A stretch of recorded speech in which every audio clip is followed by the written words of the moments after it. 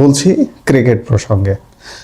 আপনারা জানেন যে মাত্র 3 সপ্তাহ বাকি আছে যে আইসিসি টি-20 বিশ্বকাপ অনুষ্ঠিত হতে যাচ্ছে ভারত এবং শ্রীলঙ্কায়। এবং ভারত শ্রীলঙ্কায় অনুষ্ঠেয় এই বিশ্বকাপে বাংলাদেশের অংশগ্রহণ নিয়ে অনিশ্চয়তা কাটছেই না। নানা আলাপ আলোচনা এর মধ্যে এখন পর্যন্ত আজকে যদি আপনি 18 জানুয়ারি এই মুহূর্তের অবস্থা বলেন যে বাংলাদেশের এই বিশ্বকাপে অংশগ্রহণের সম্ভাবনা একদম বলা যায় শূন্যের কোঠায় নেমে এসেছে। সর্বশেষ আইসিসির কর্তৃপক্ষের লোকজন বাংলাদেশে এসে বিসিবির সঙ্গেও আলাপ করেছে। এমনকি আরেকটি অংশগ্রহণকারী দেশ আয়ারল্যান্ডকে গ্রুপ পরিবর্তনের অফার দেওয়া হয়েছিল, কিন্তু গ্রুপ পরিবর্তনে আয়ারল্যান্ড রাজি নয়। আয়ারল্যান্ডের সবগুলো খেলা শ্রীলঙ্কায়, আয়ারল্যান্ড ভারতে খেলবে, বাংলাদেশ শ্রীলঙ্কায় খেলবে। যেহেতু আয়ারল্যান্ড রাজি নয় সেহেতু বাংলাদেশের খেলাটা এক প্রকার একদম অনিশ্চিত। আর এরই মধ্যে যেটি জানা গেল যে বাংলাদেশের অংশগ্রহণ নিয়ে অনিশ্চয়তা যেহেতু দূর হয়নি, চলমান সংকটের মাঝে এবার আইসিসির চিন্তা বাড়িয়ে দিল বলা যায় যে পাকিস্তান। আপনারা কদিন আগে নিশ্চয়ই শুনেছিলেন যে পাকিস্তান টি-20 বিশ্বকাপের আয়োজক না হলেও তারা বাংলাদেশের ম্যাচগুলো আয়োজনের আগ্রহ দেখিয়েছিল। সপ্তাহখানেক আগের খবর যে পিসিবি পাকিস্তান ক্রিকেট বোর্ড তারা আগ্রহ দেখিয়েছিল যে প্রয়োজনে ভারত শ্রীলঙ্কা আপনারা আয়োজক, পাশাপাশি বাংলাদেশের খেলাগুলো স্পেশালি আমরা আয়োজন করতে আগ্রহী। জিও নিউজের পক্ষ থেকে এমনই জানানো হয়েছিল পাকিস্তান ক্রিকেট বোর্ডের দায়িত্বশীল কর্তার বক্তব্যের সূত্র ধরে। এখন পাকিস্তান কি করলো যে পাকিস্তান বলছে যে বাংলাদেশের এই সমস্যার সমাধান যদি না হয় তাহলে পাকিস্তানও টি-20 বিশ্বকাপে অংশ নেবে না। পাকিস্তান বলছে যে বাংলাদেশের সমস্যার সমাধান করতে না পারলে টি-20 বিশ্বকাপে খেলার সিদ্ধান্ত পুনর্বিবেচনা করবে তারা।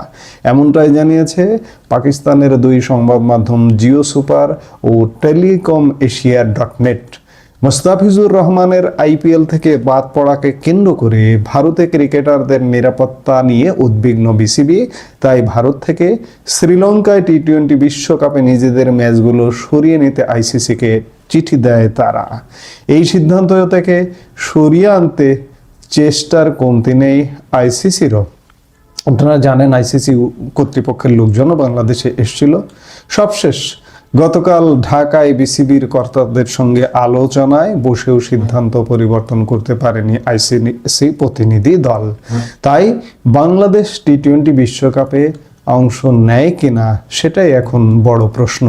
আলোচিত বিষয়টি নিয়ে এরই মধ্যে বাংলাদেশ সরকারের পক্ষ থেকে পাকিস্তান সরকারের সঙ্গে যোগাযোগ করা হয়েছে। এ বিষয়ে বাংলাদেশকে পূর্ণ সমর্থন দেবে পাকিস্তান। সূত্রের বরাতে জিও সুপার জানিয়েছে টি-20 বিশ্বকাপ খেলতে বিসিবি যে কারণ দেখিয়েছে সেগুলো বৈধ মনে করছে ইসলামাবাদ।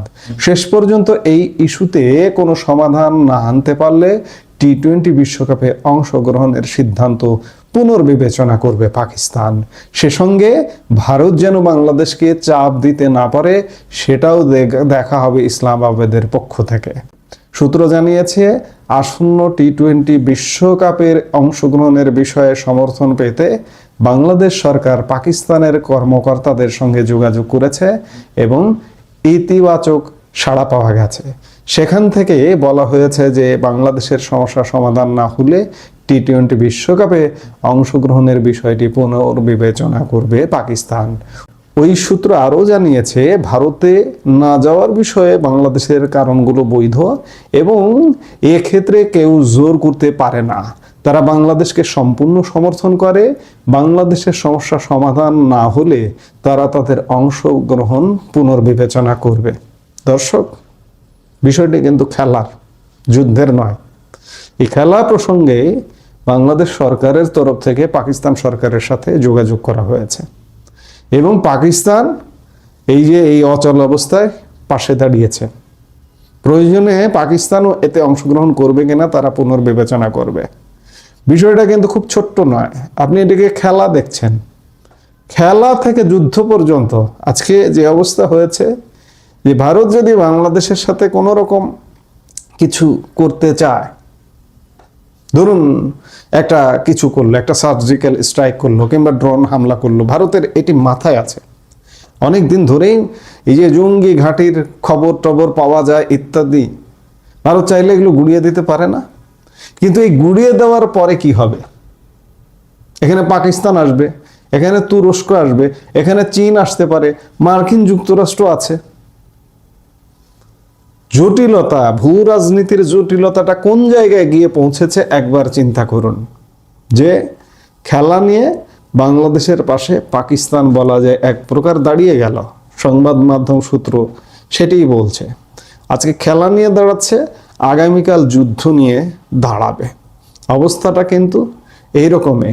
এবং আমি বারবার একটা কথা বলি না, যে বাংলাদেশে যদি চূড়ান্তভাবে পাকিস্তান পন্থী কোনো সরকার কায়েম হয়, ধরুন জামাতে ইসলামী যদি বাংলাদেশের রাষ্ট্র ক্ষমতায় আসে, আপনি নিশ্চিত থাকুন পাকিস্তানের সাথে সামরিক চুক্তি হবে।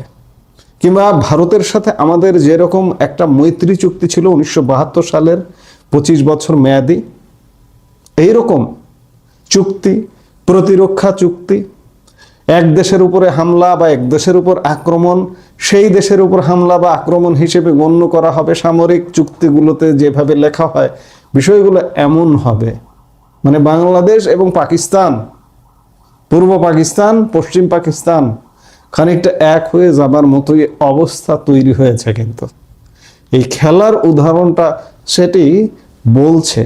দেখার বিষয় যে সামনে কি হচ্ছে। 12 ফেব্রুয়ারি একটা পাতানো নির্বাচন, কাকে বসানো হচ্ছে ক্ষমতায়, পাকিস্তানপন্থী সরকার নাকি ভিন্ন কিছু, আমরা দেখতে থাকি।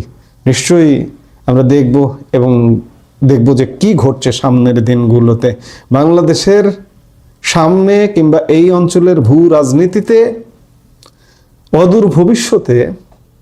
খুব